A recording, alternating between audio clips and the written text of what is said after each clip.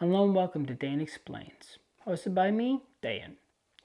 It seems scientists have always been able to come up with a plausible explanation for everything. Of course, it always excludes God as one of the possibilities. Which makes sense. The answer, God did it, just isn't very scientific. However, I think a lot of them take that too far.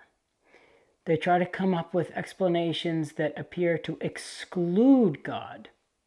Something I hear from a lot of atheists and many skeptics in general, and I'm paraphrasing here, considering the evidence, isn't it just more likely that God doesn't exist than he does exist? Well, that's wrong. Let me explain why.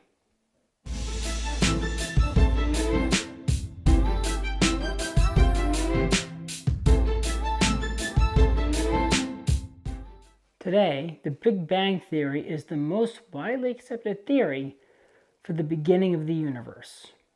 Most people aren't aware that before the 1960s or so, most scientists and theoretical physicists believed the universe had no beginning, even Einstein. This is what they called the steady-state universe, where the stars and the galaxies are just sloshing about randomly, and the universe isn't getting bigger or smaller. And it has always been that way and always will be. I know many Christians don't like the Big Bang Theory because it doesn't fit well into the creation narrative in the book of Genesis. Well, many scientists didn't like it for the opposite reason. The Big Bang showed the universe most likely had a beginning, and in turn, something or someone had to cause that beginning to happen. The Big Bang Theory had been kicking around since 1927, when it was first proposed by Father George Lemaitre. And yes, Father George Lemaitre was a Catholic priest.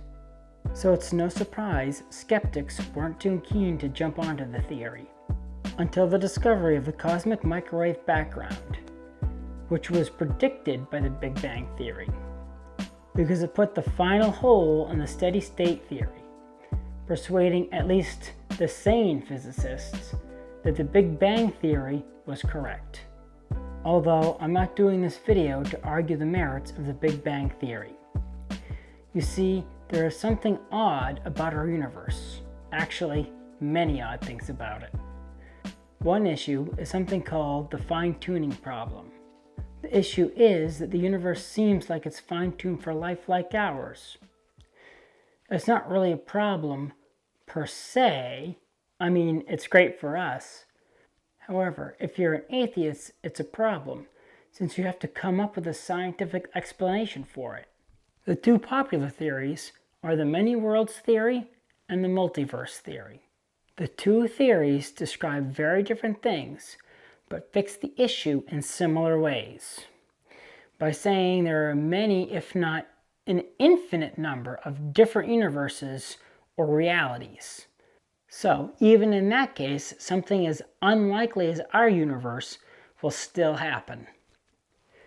The multiverse theory could be correct, but the many worlds theory can't be if you take theology into account. In the many worlds theory, it wouldn't matter what choice you made, because one of the yous in the many worlds would always make the correct choice no matter what.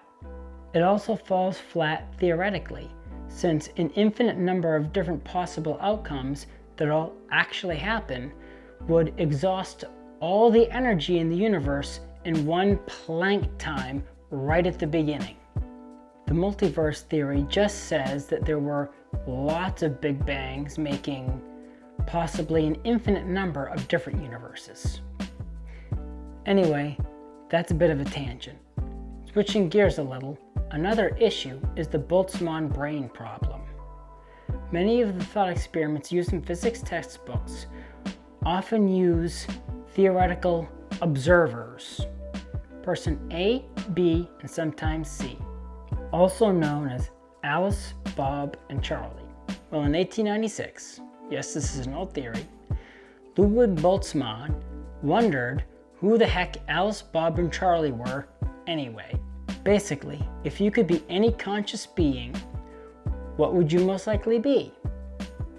He answered, not a human, not an alien. Instead, they're most likely Boltzmann brains. Boltzmann brains are beings that literally pop out of the quantum randomness of the universe as fully functional minds.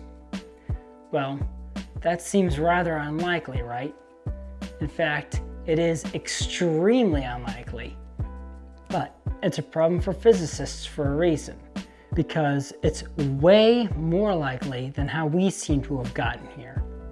I'm not talking slightly more likely, not twice, not 10 times, not 100, not even 1,000,000 times more likely.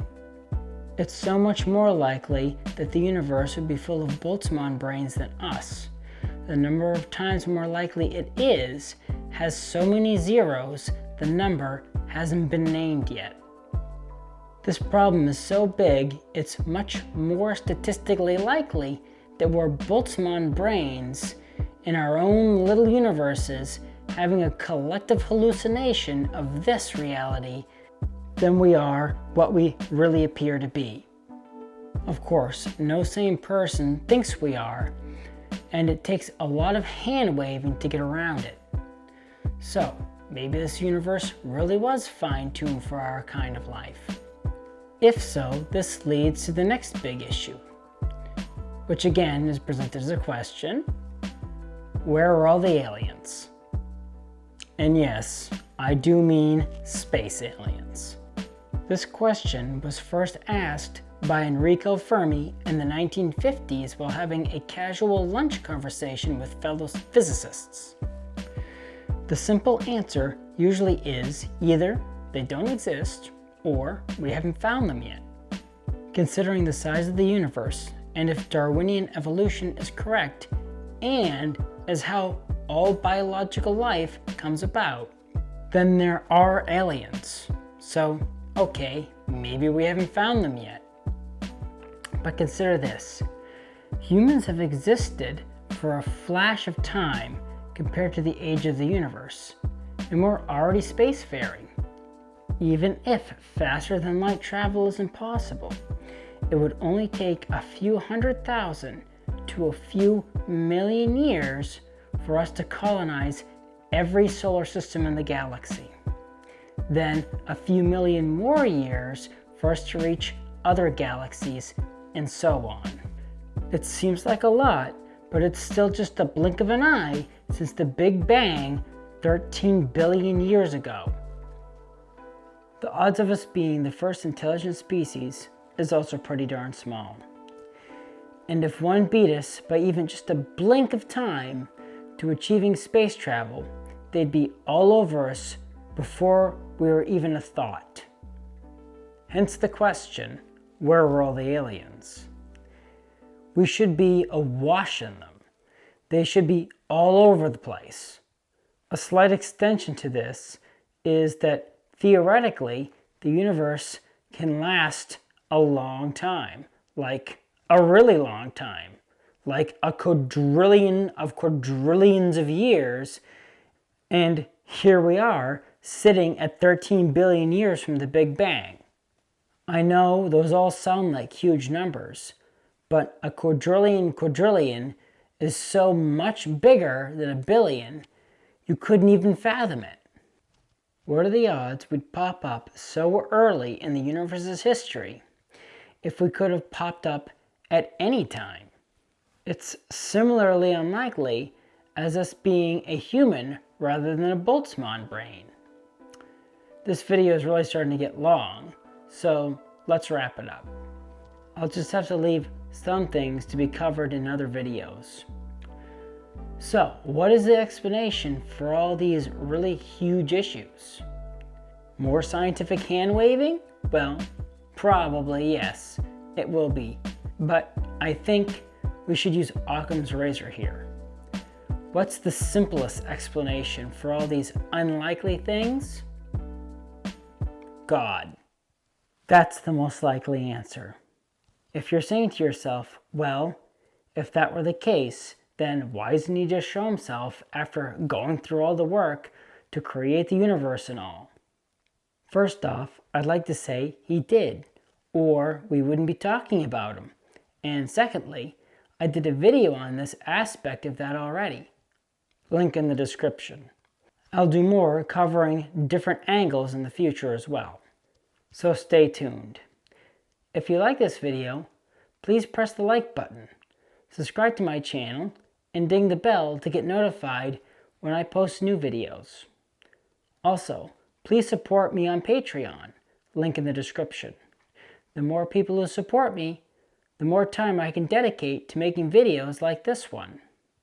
So, until next time, have a great week and a happy new year. Pray that this year is better than the last.